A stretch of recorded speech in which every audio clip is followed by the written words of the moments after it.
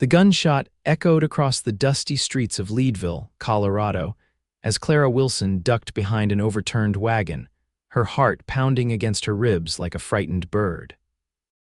It was 1879, and she had come too far to die now 300 miles across unforgiving terrain, with nothing but ghosts at her back and uncertain promises ahead.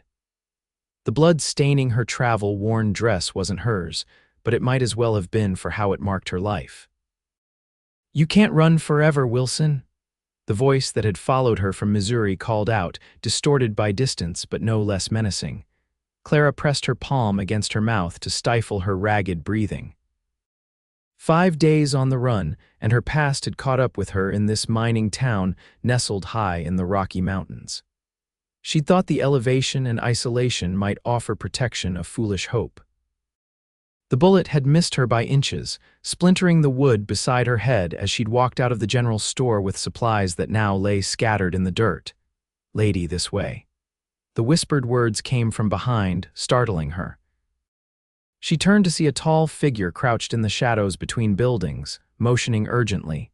He wore a dust-covered canvas coat and the brim of his hat was pulled low, but she caught the glint of steady eyes beneath it. "Why should I trust you?" she hissed, even as another shot rang out closer this time. "Because I'm offering help and you're running out of options." His voice was calm despite the chaos erupting in the street. "Name's Aaron Prescott. I run the ranch north of town. I don't know what trouble you're in, but I know gunfire when I hear it, and I know you didn't start it." Clara hesitated only a moment before scrambling toward him in a crouch, better an unknown danger than the certain death behind her. She felt his hand grip her elbow as he guided her through a narrow passage between buildings, then toward a hitching post where 2 horses waited. "Can you ride?" he asked, already untying the reins. "Since before I could walk," she answered, gathering her skirts to mount. The motion sent pain shooting through her side, an old injury that never quite healed right. Aaron caught her wince but said nothing as he swung into his saddle. "Follow close. Don't look back." They thundered out of town, hooves kicking up clouds of dust as they rode north along a winding trail. Clara kept her eyes fixed on the broad shoulders of the stranger ahead of her, wondering if she had just made another in a long line of desperate mistakes. But as the distance between her and her pursuers grew, she allowed herself to breathe more freely for the first time in days. The landscape opened before them vast and untamed, dotted with pine and aspen groves that climbed the mountainsides.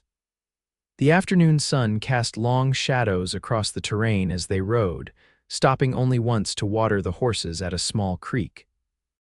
Aaron said little, but his eyes constantly scanned their surroundings, alert for any sign of pursuit. "They'll keep looking," Clara finally said, breaking the silence as she watched him check his Winchester rifle. "Probably," he agreed, sliding the weapon back into its scabbard. "Who are they?" "Men who work for someone who thinks I owe him something." She met his gaze squarely. "I don't." Aaron studied her for a moment, then nodded once. "That's enough for now. We're about an hour from my place. Can you make it?" Clara straightened in her saddle. "I've made it this far." The ranch appeared as the sun began to set, a modest but well-maintained homestead nestled in a protected valley. A main house built of sturdy logs, a large barn, and several outbuildings stood within a split-rail fence. Smoke curled from the chimney, and lamplight glowed in the windows. As they approached, an older man emerged from the barn, rifle at the ready until he recognized Aaron. "Didn't expect you back so soon," the man called out, lowering his weapon. His curious gaze shifted to Clara. "Change of plans, Silas," Aaron replied, dismounting. "This is Miss Wilson," Clara supplied, sliding carefully from her horse. "Clara Wilson. Miss Wilson needs a place to stay for a while. There was trouble in town." Silas nodded sagely, taking the reins of both horses. "Been that kind of summer. The missus just put on supper." Aaron turned to Clara. "Silas and Martha help me run this place. They live in the cabin behind the house. You'll be safe here tonight, and tomorrow," she asked, unable to keep the edge from her voice.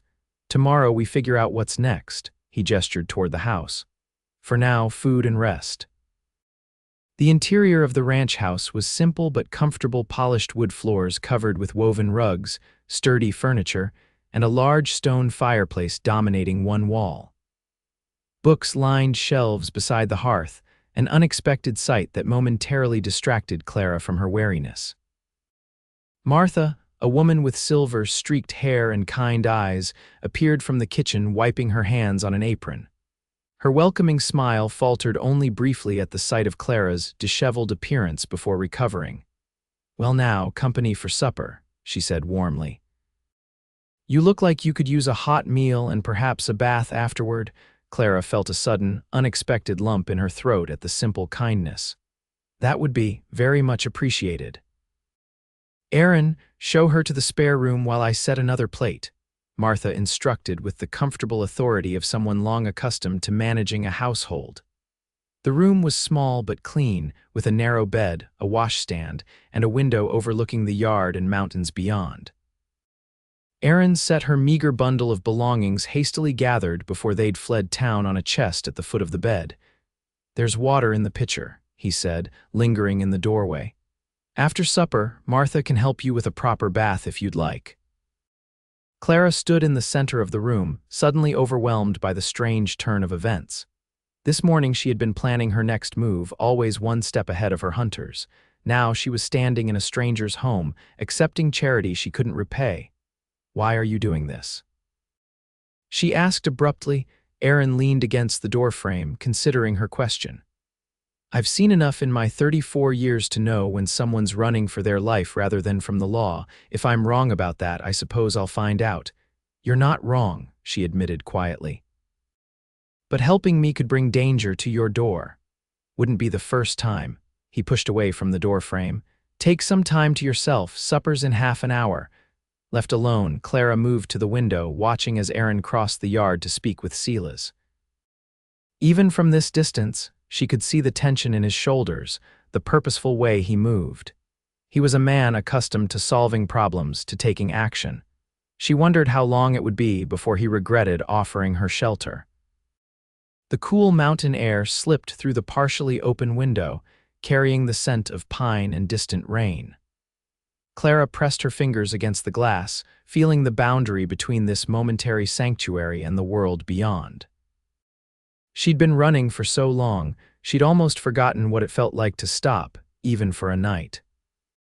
With careful movements that respected her old injuries, she used the water in the pitcher to wash her face and hands, combed her tangled auburn hair, and changed into her spare blouse, the only one not stained with dust and blood. The face that looked back at her from the small mirror was thinner than she remembered, with shadows beneath green eyes that had once been described as lively. 28 years old, and some days she felt ancient. Supper was a simple but hearty affair: venison stew, cornbread, and fresh churned butter. Clara ate slowly, savoring food not hastily consumed at a stagecoach stop or from a tin plate at a boarding house. The conversation flowed around her, mostly between Aaron, Silas, and Martha, touching on ranch matters, local news, and the approaching autumn. "The aspens will be turning soon," Martha said, passing the bread. "Always my favorite time of year up here.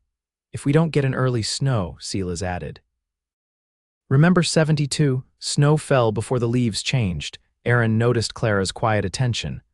"How long have you been in Colorado territory, Miss Wilson?" "Less than a week," she answered, setting down her spoon. "I came up from Missouri by stagecoach as far as Denver, then made my way here." "Leadville's a rough place for a woman alone," Martha observed without judgment. Clara met her gaze steadily. "Most places are."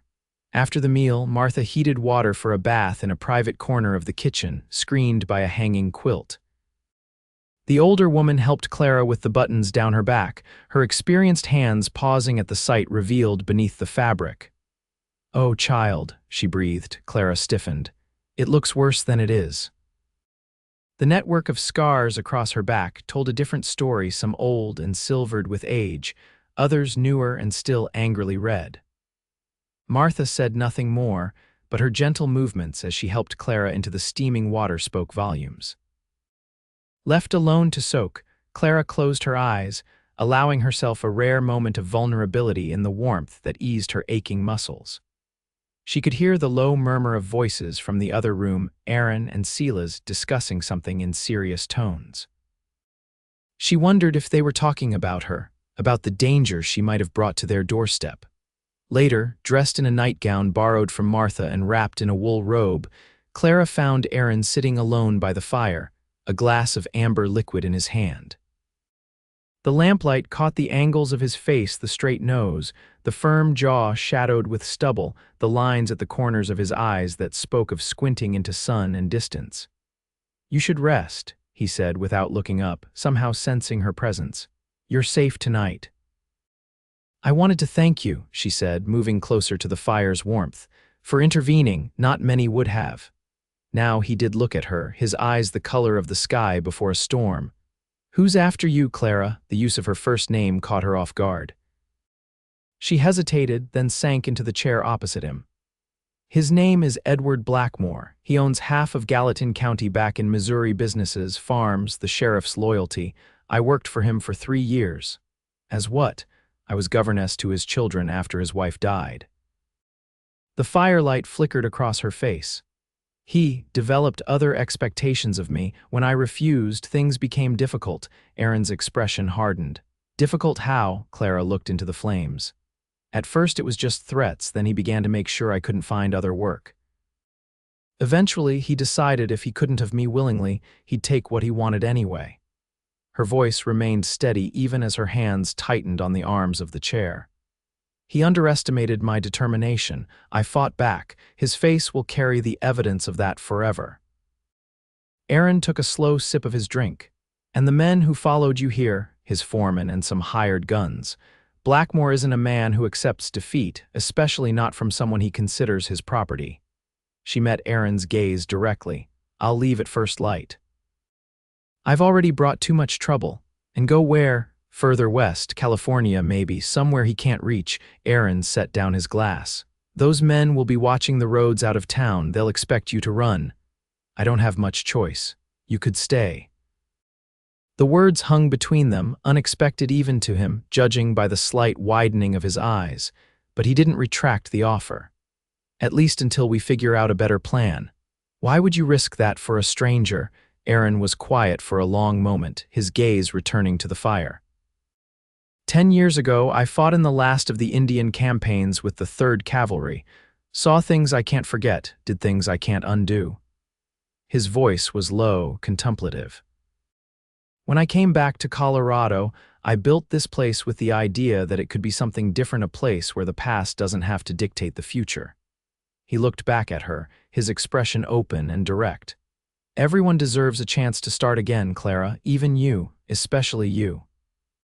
The sincerity in his voice broke something loose inside her, a shard of ice that had been lodged near her heart since the night she'd fled Missouri with nothing but the clothes on her back and the desperate need to survive. "I don't know if I remember how to stay in one place," she admitted softly. "Then you'll learn, day by day." He stood, towering in the firelit room. "Get some sleep. Morning comes early on a ranch." Clara watched him go, listening to his footsteps retreat down the hallway to his own room. Outside, the wind had picked up, whistling around the eaves of the house, carrying the promise of changing weather. Inside, for the first time in months, she felt the faintest stirring of something she'd thought long extinguished hope. The next morning dawned clear and cool, with frost sparkling on the grass and rooftops. Clara woke disoriented, momentarily confused by the unfamiliar ceiling above her. For so long, she'd slept lightly, ready to flee at the first sign of danger. The deep, restful sleep she'd fallen into felt like a betrayal of her usual vigilance. She dressed quickly in her own clothes, freshly washed and dried by Martha overnight, and made her way to the kitchen. Aaron was already gone, but Martha greeted her with coffee and hot biscuits. "He's out checking the north pasture with Sela's," Martha explained, noting Clara's glance toward the empty chair at the head of the table. "Always up before the sun, that one, said to tell you to make yourself at home." "I can't just sit idle," Clara said, wrapping her hands around the warm mug. "I need to earn my keep." Martha's eyes crinkled with understanding. "Pride's a fine quality in moderation. There's mending needs doing if your hands are skilled with a needle, and I wouldn't turn down help with the preserving got more late berries than I can manage alone. The day passed in a rhythm of domestic tasks that felt both foreign and familiar to Clara. The mindless work of snapping beans and stirring bubbling pots allowed her thoughts to wander, weighing options and possibilities. By mid-afternoon, when Martha shooed her outside to get some air while the preserves cooled, Clara had reached no conclusions about her future, but felt more centered than she had in months. She walked the perimeter of the main house, noting the care that had gone into its construction. The ranch was smaller than some she'd seen, but everything was well maintained, from the straight fence lines to the carefully banked woodpile. Beyond the immediate buildings, aspen groves shimmered in the breeze, their leaves just beginning to hint at the gold they would become in the coming weeks. A movement at the edge of the trees caught her attention. Aaron returning on horseback, rifle across his saddle. He spotted her and changed direction, approaching at an unhurried pace. "No sign of trouble," he called as he drew near. "Checked the main trail from town too." Clara shaded her eyes against the sun. "They'll be looking. Blackmore pays well for loyalty." Aaron dismounted, leading his horse toward her. Up close, she could see the dust of the day's ride on his clothes, the slight sunburn across his cheekbones. All the more reason to stay put for now. Less chance of being spotted than if you're moving on open roads. "I can't hide forever," she said, falling into step beside him as he led the horse toward the barn. "No," he agreed, "but you can rest and plan. There's a difference between running blind and making a strategic retreat." Inside the cool dimness of the barn, he removed the saddle and began brushing down his mount with practiced movements.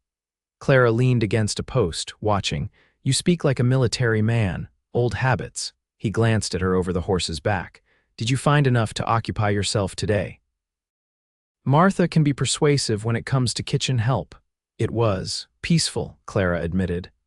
"I haven't had much of that lately." Aaron nodded, continuing his methodical care of the animal. Peace is underrated. As days turned into a week, Clara found herself settling into a routine at the ranch. Her initial plan to leave as soon as possible faded as practical considerations took precedence. Aaron made regular trips into Leadville for supplies and information, reporting that Blackmore's men were still in town, asking questions and watching the roads. "They've taken rooms at the hotel," he told her one evening as they sat on the porch, watching the sunset paint the mountains in shades of gold and purple. "They're not being subtle about looking for you." "They never are," Clara said, drawing her shawl tighter around her shoulders against the evening chill. "Blackmore believes in making examples of those who defy him." Aaron studied her profile in the fading light. Over the past week, some of the tension had eased from her face, though wariness still shadowed her eyes. "What exactly happened the night you left?" Clara was silent so long he thought she might not answer. When she did, her voice was measured, as if keeping emotion at a safe distance. "It was after midnight. He'd been drinking, came to my room, said he was tired of my pretended virtue, that everyone had their price." Her fingers twisted in the fabric of her shawl. "When I refused again, he became violent. I had a letter opener on my desk, my father's, one of the few things I had left of him. I didn't think, just reacted. 'You defended yourself,' Aaron said quietly. I slashed his face from temple to jaw. There was so much blood." She took a deep breath. "While he was howling and clutching his face, I grabbed what I could and ran. Took his horse from the stable and rode until dawn, then sold the horse in the next county and used the money for a stagecoach ticket west." Aaron nodded slowly. "And now he wants revenge as much as he wants you back."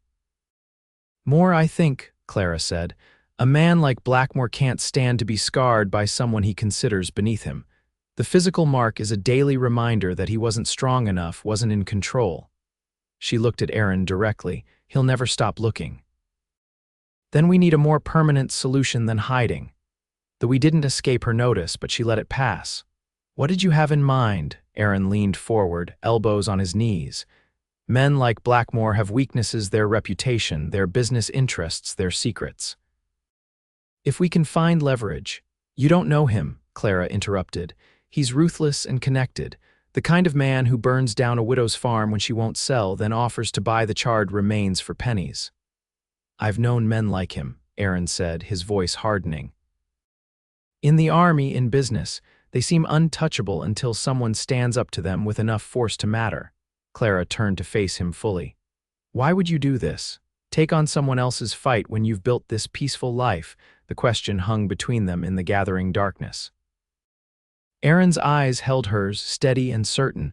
Because some fights are worth taking on, he said simply. And some people are worth fighting for. The weight of his words settled around her like a blanket, comforting but somehow frightening in their implication. She looked away first, back toward the mountains now silhouetted against the deepening blue of the evening sky. I'm damaged beyond repair, she said, the confession soft but clear in the still air. Whatever you think you see in me, whatever potential, it's not there anymore. Too much has happened. Aaron was quiet for a long moment before he replied, Then we'll heal together. The unexpected response drew her gaze back to him. His expression held no pity, only a calm understanding that pierced through her carefully constructed defenses. It's not that simple, she whispered. No, he agreed. It's not simple. It's hard and slow, and some days it feels impossible, but it happens all the same if you let it. He stood, offering her his hand, a gesture that seemed to encompass more than just assistance from her chair. Come on. Martha will have supper ready, and I need to check the weather glass. There's a storm coming. Clara hesitated only briefly before placing her hand in his, feeling the calluses on his palm, the gentle strength in his fingers as he helped her to her feet. Their hands lingered together a moment longer than necessary before she withdrew hers, tucking it back into the folds of her shawl. A storm, she repeated, glancing at the clear sky above. I don't see it. It's coming from the west, Aaron said, opening the door for her. You can smell it on the wind, feel it in the air pressure. Out here, you learn to read the signs before you can see the clouds. As they stepped inside, Clara wondered if he was still talking about the weather.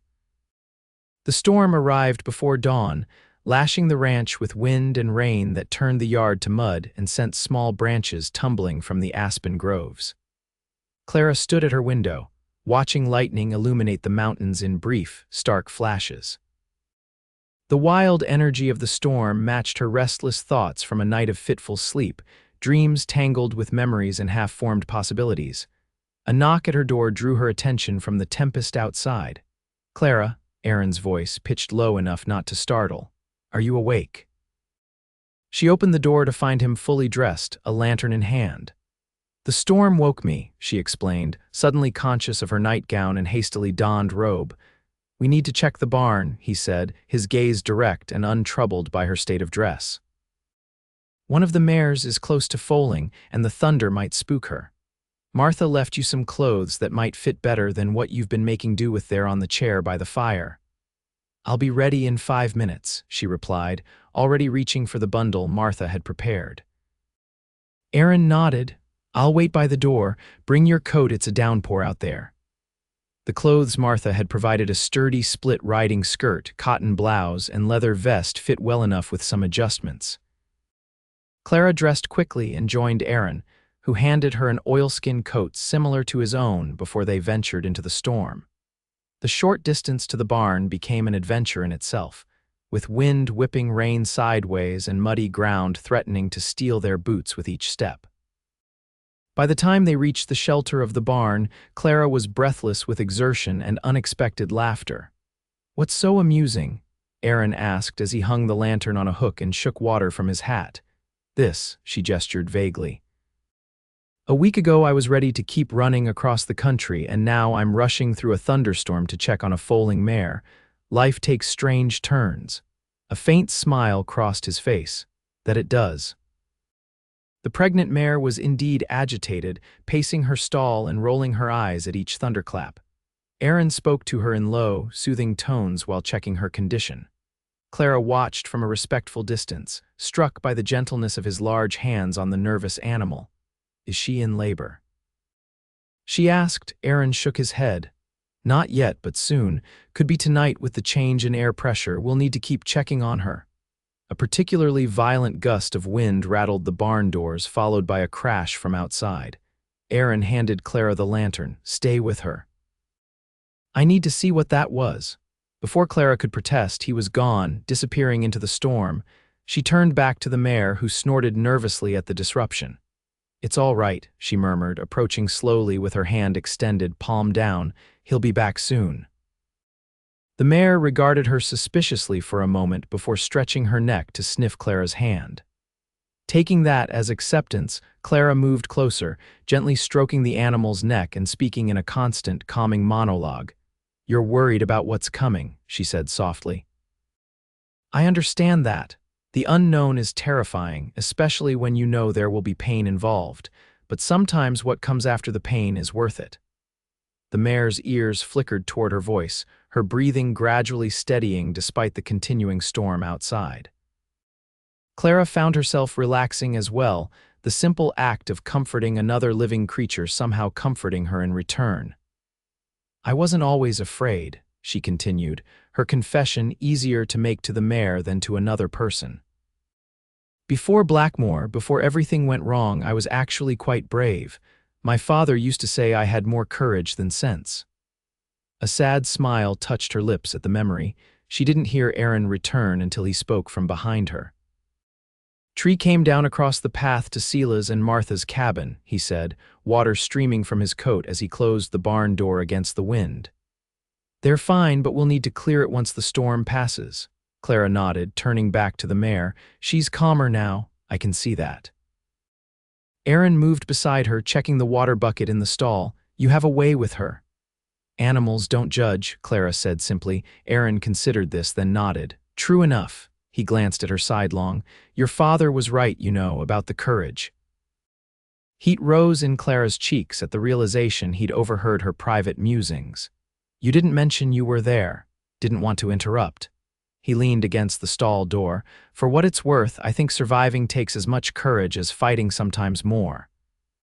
The matter-of-fact way he said it, not as comfort or flattery, but as a simple statement of belief, made it impossible to dismiss. Clara found herself without a ready response, caught between the instinct to reject any praise and the desperate desire to believe him. We should check the other animals while we're here, she said finally, defaulting to practicality.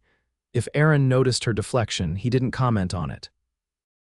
They spent the next hour tending to the horses and few cattle sheltered in the barn, working in companionable silence broken only by necessary communication and the persistent drumming of rain on the roof. By the time they finished, the worst of the storm had passed, though steady rain continued to fall. They stood in the barn doorway, contemplating the muddy yard and the gray morning light filtering through thinning clouds. Breakfast will be ready soon, Aaron said. We should head back. Clara nodded, buttoning her borrowed coat. As they stepped out into the rain, her foot slipped in the mud, sending her off balance. Aaron's hand shot out, catching her elbow to steady her. The contact was brief but electric, his grip firm and warm even through the layers of clothing. Careful, he murmured, his face suddenly close to hers. Ground's treacherous. Yes, she agreed, her voice barely audible over the rain. It is. For a suspended moment, neither moved, caught in an awareness that had nothing to do with the weather and everything to do with the narrowing space between them, physical and otherwise. Then Clara stepped back slightly, breaking the tension. We should hurry, she said, gesturing toward the house. Before Martha worries. Aaron nodded, his expression unreadable as he released her arm. They made their way back in silence, each absorbed in their own thoughts as the rain continued to fall around them, washing the world clean. The storm left behind more than mud and fallen branches. It shifted something in the atmosphere between Clara and Aaron, an undercurrent of tension that hummed beneath their everyday interactions in the days that followed. Neither spoke of the moment in the barn doorway, but Clara caught Aaron watching her when he thought she wouldn't notice, his gaze thoughtful and intent. For her part, Clara found herself increasingly drawn to him, noting small details she'd previously overlooked, the way his hands moved with precise efficiency, whether mending tack or turning pages of a book, how the rare full smile transformed his serious face, the depth of consideration he showed not just to her, but to everyone around him. It was dangerous, this growing awareness. Clara reminded herself daily that her situation remained precarious, that Blackmore's men were still in Leadville, still hunting her. Attachment was a luxury she couldn't afford, a vulnerability she couldn't risk for her sake or Aaron's. Yet the routine of ranch life continued to weave itself around her, offering structure and purpose she hadn't realized she craved. She helped Martha with household tasks, learned from Silas about tending the garden and livestock, and even began accompanying Aaron on rides around the property, growing familiar with its boundaries and features. "This was all wilderness when I came back from the war," Aaron told her as they rested their horses atop a ridge overlooking the ranch. The mare had delivered a healthy foal 2 nights after the storm, and life had settled back into its rhythm. "Took me 3 years to build the house and barn, another 2 to make it profitable enough to hire help." "You built it alone?" Clara asked, surveying the well-established property with new appreciation. "Mostly, had some help from friends when it came to raising the barn." He gestured toward the western boundary. "Planning to expand next spring. There's good grazing land in that valley and a year-round creek." "You're thinking of the future," Clara observed, "making plans." Aaron turned in his saddle to look at her directly. "Aren't you?" The question caught her off guard. "I haven't had that luxury for a long time." "It's not a luxury," he countered. "It's a necessity. Without a direction, you're just existing." Clara frowned slightly. "Sometimes existing is all you can manage, and sometimes it's not enough." Aaron's voice was gentle but firm. "You survived for a reason, Clara. What that reason is, that's for you to decide." Before she could form a response, the distant sound of approaching riders drew their attention. Aaron straightened, his hand moving instinctively toward his rifle. "Were you expecting visitors?" Clara asked, tension immediately tightening her shoulders. "No." Aaron stood in his stirrups, scanning the trail that led up from the main road. 3 riders coming fast, cold dread settled in Clara's stomach. "Blackmore's men, can't tell from here." Aaron made a quick decision. "Ride back to the house fast but not obvious. Tell Silas to be ready, but no shooting unless I signal. I'll meet them and see what they want. And if it is them, then we deal with it." His expression hardened. "Go now, Clara." She hesitated only a moment before turning her horse and riding back toward the ranch at a controlled gallop. The wind rushed past her ears, carrying away the thunder of her heart. If Blackmore's men had found her, everyone at the ranch would be in danger because of her. Silas was in the yard splitting wood when she arrived, his weathered face immediately alert at her hurried approach. "Riders coming," she explained breathlessly as she dismounted. "Aaron's gone to meet them," he said, to be ready. Silas nodded once, setting down his axe and moving toward the house with surprising speed for his age. "Martha," he called, "get the shotgun from above the door." Clara led her horse to the hitching post, hands trembling slightly as she secured the reins. The peaceful routine of the past days seemed suddenly fragile, a brief respite rather than a new beginning.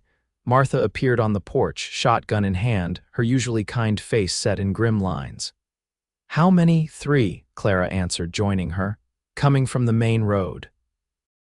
"Could be anyone," Martha said, but her grip on the weapon didn't relax. "Lot of travelers pass through looking for work or just passing by, or it could be them," Clara said quietly. Martha gave her a sharp look. "If it is, they'll find more than they bargained for." "Aaron Prescott doesn't give up what's his without a fight." The words sent an unexpected warmth through Clara despite her fear. She wasn't Aaron's, wasn't anyone's, but the fierce protectiveness in Martha's tone spoke of a loyalty she'd almost forgotten could exist. They waited in tense silence, watching the trail where Aaron would appear with the visitors.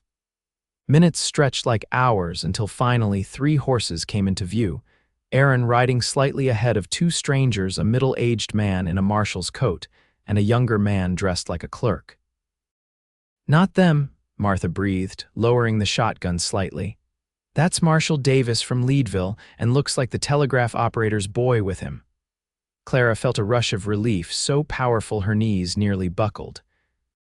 She steadied herself against the porch railing as the riders approached, trying to read Aaron's expression for clues about the unexpected visitors. "Afternoon, Martha, Miss Wilson." the marshal called as they drew near. "Hope we didn't alarm you." "Any unexpected visitor causes a stir," Martha replied with diplomatic caution. "What brings you out this way, Marshal?" Aaron dismounted, gesturing for the others to do the same.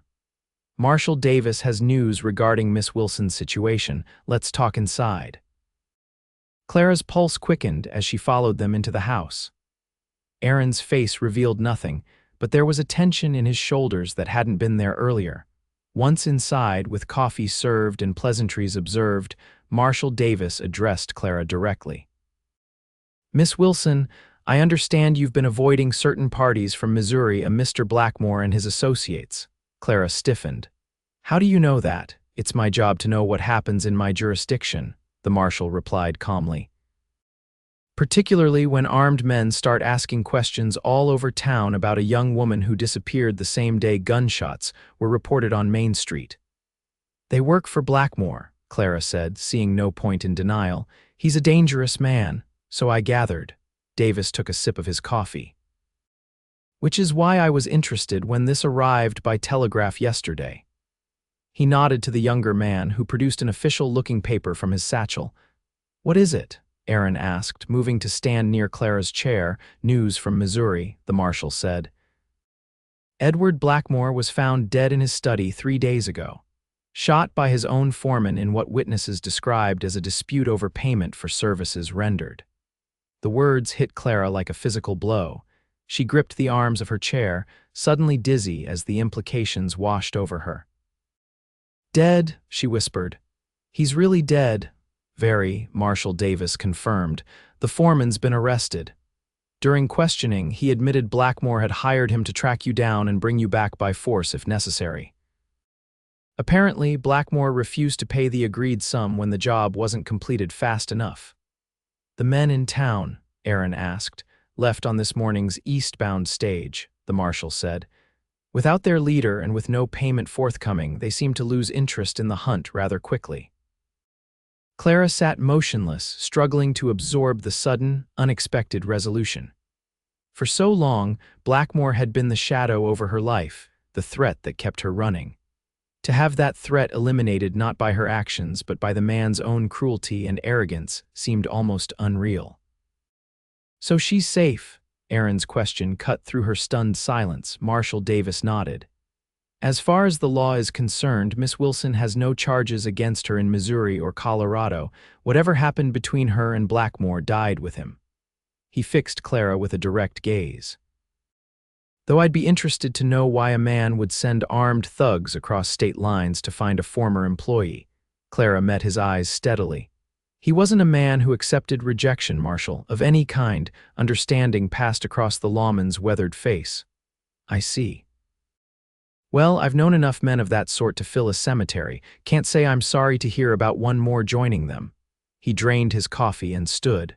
"That's all I came to tell you. Figured you'd want to know as soon as possible." "Thank you," Clara said, finally finding her voice again. "For bringing the news personally." "Least I could do," Davis replied with a slight nod. "Now, we should be getting back to town before dark."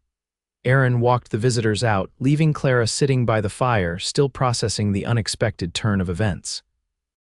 Martha patted her hand gently before tactfully retreating to the kitchen, giving her space to absorb the news.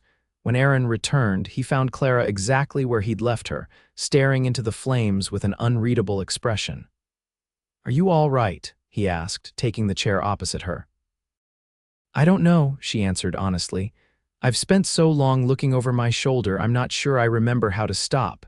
"It will take time," he said, "to trust that it's really over." Clara looked up at him, her eyes bright with unshed tears. "What do I do now?" "I've been running for so long I didn't plan for." "After." Aaron leaned forward, his gaze steady on hers. "What do you want to do?" The simple question carried the weight of possibilities she'd not allowed herself to consider. Freedom stretched before her, suddenly vast and uncertain. "I don't know," she whispered. "I never thought I'd have choices again." "You do now," Aaron said quietly. "And you don't have to decide everything today or tomorrow. You have time." The truth of his words settled around her like a blanket, comforting but still new and strange. She had time. For the first time in what felt like forever, her future wasn't determined by immediate threat or desperate necessity. The realization was both exhilarating and terrifying. "I think," she said slowly, "I'd like to stay, at least for a while." She met Aaron's eyes directly. "If that offer still stands." The smile that spread across his face, rare and genuine, sent a warm flutter through her chest. "It does," he said simply, "for as long as you want it to." In that moment, with the fire crackling and the last light of day fading outside the windows, Clara felt something inside her shift, like ice breaking up on a river after a long winter, allowing water to flow freely once more. It wasn't healing, not yet, but it was, perhaps, the beginning of thaw. As autumn deepened, painting the aspen groves in brilliant gold and crimson, Clara found herself settling more firmly into life at the ranch.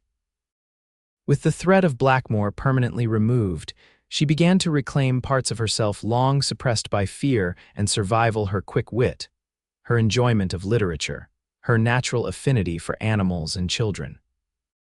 The latter became evident when a neighboring rancher brought his young daughters to visit, while their mother was traveling to Denver. Clara found herself entertaining the girls with stories and games she remembered from her days as a governess, discovering to her surprise that those memories weren't all tainted by what came after. "You're good with them," Aaron observed as they watched the children chase falling leaves in the yard.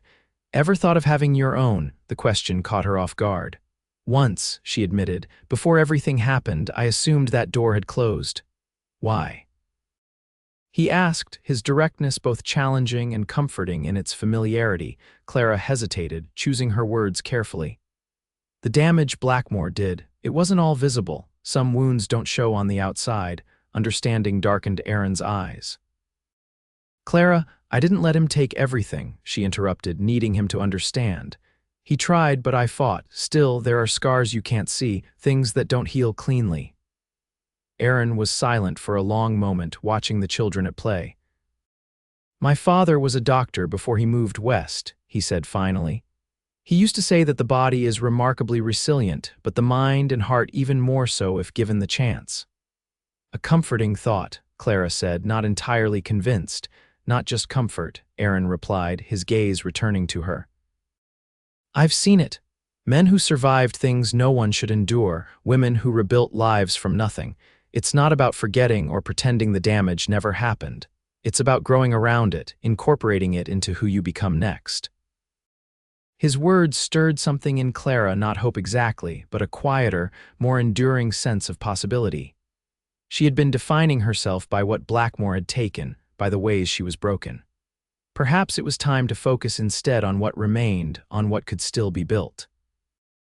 The first snow fell in early November, transforming the landscape overnight into a glistening white expanse. Clara woke to find the world muffled and bright, the familiar views from her window rendered new and magical by the snowfall. She dressed quickly and went outside, drawn by the pristine beauty. Aaron found her there, standing in the yard with her face tilted toward the sky, snowflakes catching in her hair and on her eyelashes. Something about the sight made his breath catch the peace in her expression, the gradual relaxation of vigilance that had marked her since the day they met. "Beautiful, isn't it?" he said, approaching slowly to avoid startling her. "First snow is always special." Clara turned to him, smiling with an openness that had once been rare but was becoming more frequent. "It's like the world is starting fresh, in a way it is."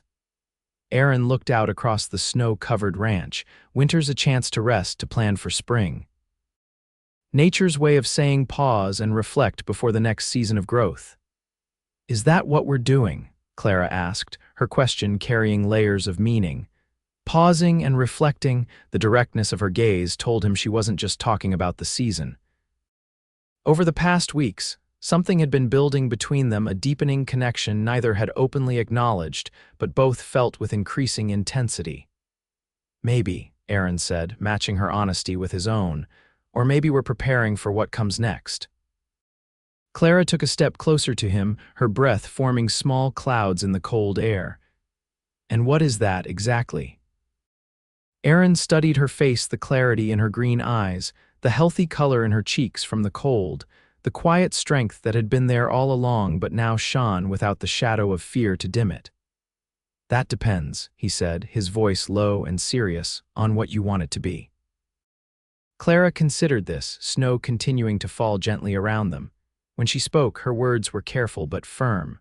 "I want to stop defining myself by what happened to me, to build something new instead of just surviving the old. And is there room in that new life for someone else?" Aaron asked, the question hanging between them like frost in the air. "There could be," she answered softly. "For the right person, someone who understands that healing isn't linear, that there will be good days and bad days."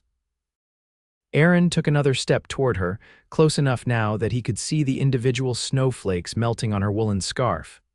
"Someone who's doing some healing of his own, perhaps." "Perhaps," Clara agreed, a small smile touching her lips. The moment stretched between them, weighted with possibility. Then, with deliberate slowness, Aaron reached out and took her gloved hand in his.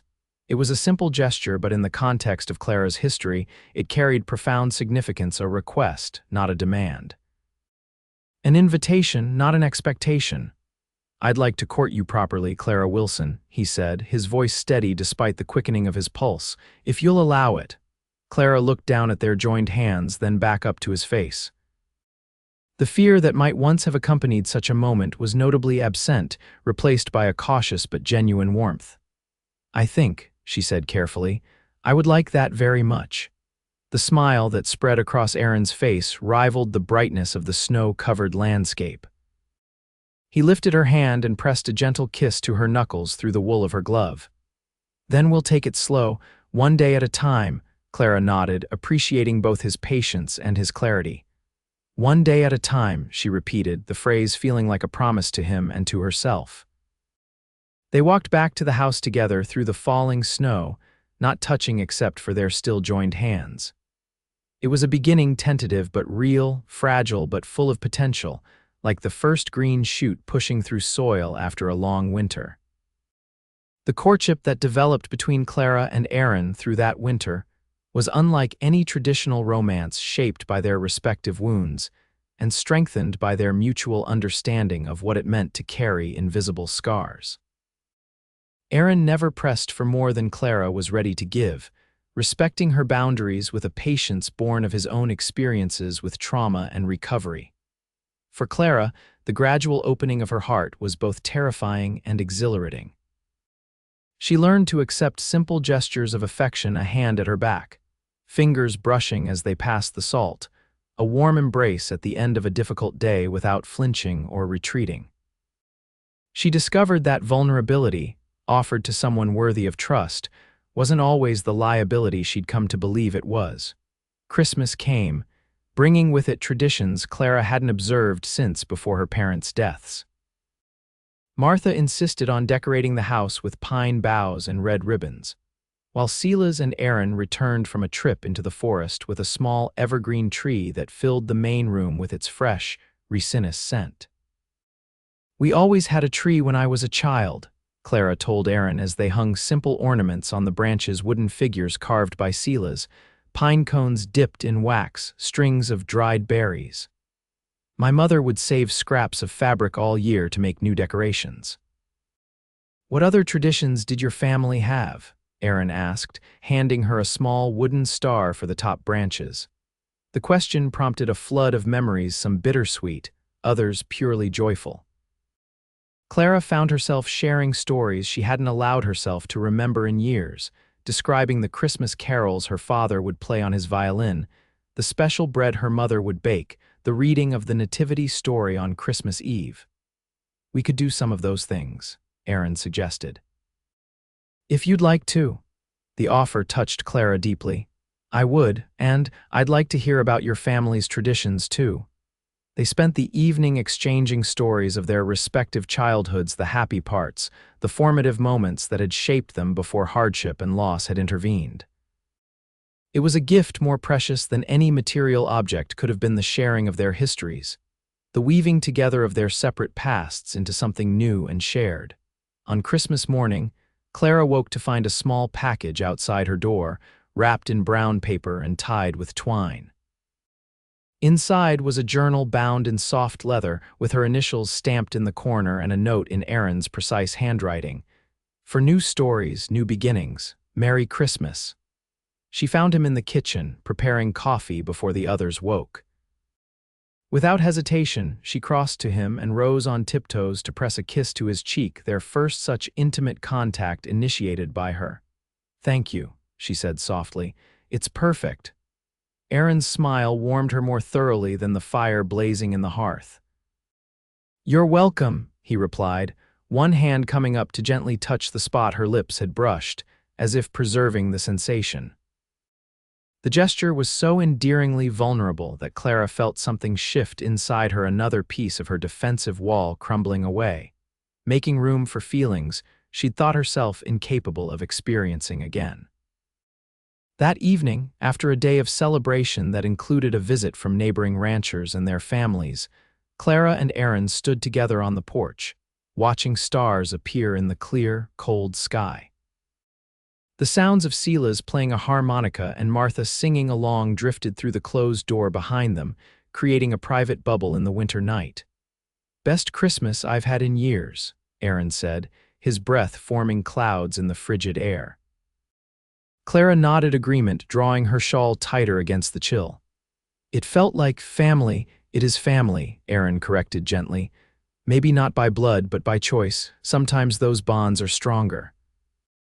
Clara considered this, thinking of the warmth and acceptance she'd found in this place that had started as a temporary refuge and become something much more. "I never thought I'd have that again. Life has a way of surprising us," Aaron said.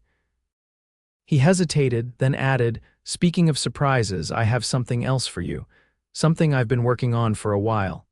Curiosity piqued. Clara watched as he reached into his pocket and withdrew a small object. When he opened his palm, she saw a delicately carved wooden pendant hanging from a leather cord, a mountain range with tiny aspens in the foreground, remarkably detailed for its small size. "I started it the week after you arrived," Aaron admitted, a hint of uncertainty in his usually confident voice. "Wasn't sure I'd ever give it to you, but I wanted you to have something that represented this place, this time." Clara touched the carving gently, tracing the miniature landscape with her fingertip. "It's beautiful," she whispered. "Did you make this?" Aaron nodded. "My grandfather taught me, said idle hands led to idle thoughts and a man should always have a useful skill to occupy both. Would you?" Clara gathered her courage. "Would you put it on me?" A flicker of surprise crossed Aaron's face before he nodded, carefully unclasping the cord. Clara turned, lifting her hair to expose her neck as he placed the pendant around her throat. His fingers were warm against her skin as he secured the clasp, lingering perhaps a moment longer than strictly necessary. When she turned back to face him, the pendant resting just below her collarbone, Aaron's expression held a mixture of tenderness and something deeper that made her breath catch. "There's something else I've been wanting to do," he said, his voice low. "But only if you're ready, only if you want it too." Clara knew instantly what he meant. They had been circling this moment for weeks, the first real kiss, the crossing of a boundary that represented more than just physical intimacy, but a new level of trust. Her heart raced, but not with fear. "I want it," she said simply. "I want you." Aaron moved closer, one hand coming up to cup her cheek with exquisite gentleness. His eyes held hers, giving her every opportunity to change her mind or step away. Instead, Clara leaned into his touch, silently encouraging him to continue. When his lips finally met hers, it was with a tenderness that brought tears to her eyes. The kiss was soft, questioning, almost reverent, everything that her previous experiences with men had not been. She responded hesitantly at first, then with growing confidence as warmth spread through her body, melting the last fragments of ice around her heart. When they finally parted, Aaron rested his forehead against hers, his breathing slightly uneven. "All right," he asked quietly. Clara nodded, unable to speak past the emotion tightening her throat. She had expected ghosts of the past to intrude on this moment, but instead found only the present, the solid warmth of Aaron's presence, the crisp winter air, the distant melody of Sela's harmonica, the starlight sparkling on fresh snow. More than all right, she finally managed, her voice thick with feeling. Aaron's smile was like sunrise breaking over the mountains, gradual, warm, illuminating. He brushed a strand of hair from her face with a touch so gentle it made her ache. "There's no rush," he said softly. "We have time." And for once, Clara truly believed it. Spring came to the Colorado mountains in fits and starts warm days followed by late snowstorms, muddy thaws giving way to crisp frosts. The world awakened slowly, stretching toward renewal with the same cautious hope that characterized Clara's own healing process. By April, green shoots pushed through the soil in Martha's garden, and new calves wobbled beside their mothers in the pasture. Clara found herself increasingly involved in the daily operations of the ranch, discovering skills she hadn't known she possessed and building confidence with each new mastery. Her relationship with Aaron deepened with the lengthening days. Their courtship progressed at a pace that respected her need for autonomy while nurturing the growing bond between them. Evenings often found them sharing books by the fire, Aaron's deep voice bringing stories to life as Clara worked on mending or her own newfound interest in wood carving, which he was patiently teaching her. Physical intimacy evolved gradually, each step forward a conscious choice rather than an expectation. Aaron never pushed, always letting Clara set the pace, his patience seemingly inexhaustible. For her part, Clara found herself increasingly able to separate present touch from past trauma, to experience pleasure without fear, to give and receive affection without bracing for pain to follow. "I never thought it could be like this," she confessed one evening as they sat on the porch swing, watching the sunset paint the mountains in shades of pink and gold. Her head rested on Aaron's shoulder, his arm around her waist in a now familiar embrace. "That I could feel safe with someone again." Aaron pressed a kiss to her hair. "You deserve nothing less." "So do you," she replied, tipping her face up to meet his gaze. "You've been so patient with me, but I know you carry your own burdens, your own scars." A shadow crossed his face, the memories of war that sometimes woke him in the night, drenched in sweat and reaching for a weapon no longer needed. "Different kind of damage," he said quietly. "But damage all the same," Clara said, reaching up to touch his face. "You've helped me heal. I want to do the same for you." Aaron caught her hand, pressing a kiss to her palm. "You already do, more than you know." As May turned to June and the mountains erupted in wildflowers, Clara received a letter that changed everything. It came via the stagecoach that occasionally brought mail and supplies from Leadville, an official-looking document from a law firm in Missouri. "What is it?" Aaron asked, finding her sitting on the porch steps, the letter open in her lap, her expression stunned. "It's about Blackmore's estate," she said, still processing the contents. "Apparently in his original will, before everything happened, he named me as governess to his children if anything happened to him. He never changed it." "And," Aaron prompted gently.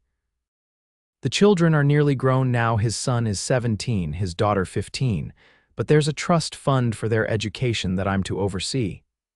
She looked up at Aaron, bewilderment clear in her eyes. "And a stipend for my services. A substantial one." Aaron sat beside her, reading over her shoulder. "This changes things for you." "It gives me choices," Clara agreed, folding the letter carefully. "Financial independence." "Will you go back?" The question was asked neutrally, but Clara caught the tension beneath it. She shook her head firmly. "No, Missouri has nothing for me now, but I could use some of this to help with the ranch expansion you've been planning, as an investment." Aaron studied her face. "Is that what you want, to invest in this place?" "In this place," Clara confirmed. "In the future we've talked about, in us." The smile that spread across Aaron's face was like sunrise. "In that case," he said, reaching into his pocket, "I have something to ask you." Clara's breath caught as he withdrew a small wooden box hand carved with the same mountain motif as her pendant. When he opened it, a simple silver ring with a small pearl nestled inside. "It was my mother's," Aaron explained, his voice suddenly rough with emotion. "I've been carrying it for weeks, waiting for the right moment." "And this is it?" Clara asked, her own voice barely above a whisper. Aaron took her hand. Clara Wilson, I love you, not despite your scars, but including them, they're part of what made you the strong, extraordinary woman you are. I want to build a life with you to face whatever comes, good or bad, together. He took a deep breath. Will you marry me? Tears blurred Clara's vision as she looked from the ring to the face of the man who had become her shelter, her strength, her home. The answer rose from deep within her, from a place she had once thought damaged beyond repair, but now recognized as resilient, whole in all the ways that truly mattered. Yes, she said simply. With all that I am, yes. Aaron slipped the ring onto her finger, then gathered her close in an embrace that felt like coming home after a long journey. Clara closed her eyes, savoring the moment, the solid warmth of him, the scent of pine and leather that she'd come to associate with safety, the steady beat of his heart against hers. They were married on a perfect July morning, with wildflowers in bloom across the mountain meadows and the aspen leaves shimmering in the sunlight. The ceremony was small but meaningful, attended by neighbors who had become friends and held on the land that had become Clara's sanctuary. She wore a simple dress of ivory silk purchased with her own money from her new financial independence, and carried a bouquet of mountain wildflowers gathered by Martha that morning. Aaron waited for her beside an arch of aspen branches, his expression transforming from nervous anticipation to pure joy as she walked toward him on Silas's arm.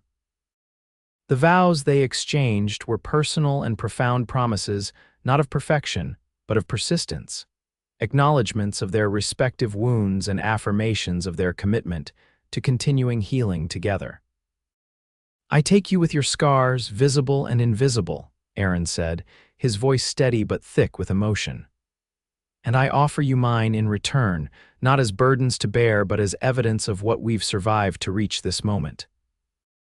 I promise to walk beside you, Clara responded, tears gleaming in her eyes but a smile on her lips. Through darkness and light, through sorrow and joy, through the past that shaped us and the future we build together. When the local minister pronounced them husband and wife, the kiss they shared was both tender and passionate, a physical expression of the covenant they had just made. Around them, their small community erupted in cheers and well wishes, but Clara heard them as if from a distance, lost in the reality of this moment she had never dared to imagine.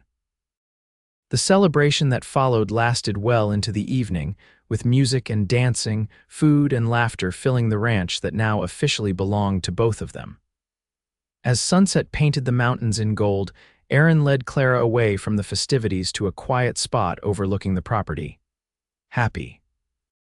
He asked, his arm around her waist, her head resting on his shoulder in what had become their natural posture together. Beyond words, she answered honestly. I never thought I'd have this, any of it.